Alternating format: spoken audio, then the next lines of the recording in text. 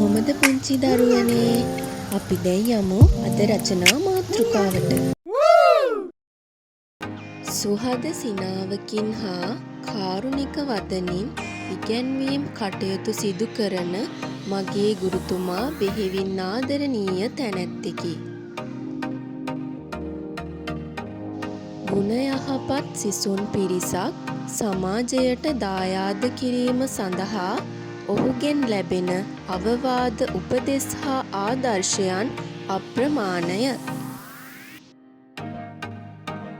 පියකුමෙන් රැකවරණය සලසමින් ශිෂ්‍යයින් සාර්ථකත්වය කරා මෙහෙයවීමටත් මගේ ගුරුතුමා තුළ ඇත්තේ අපූර්ව හැකියාවකි.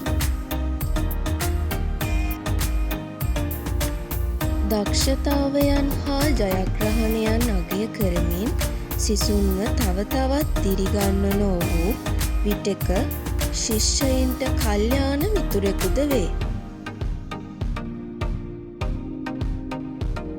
තම වෘත්තිය මහත් උනන්දුවෙන් හා කැපවීමෙන් ඉටු කරන මගේ ආදරණීය ගුරුතුමා සිසුන්ට මෙන්ම පාසලටද මහඟු සම්පතකි.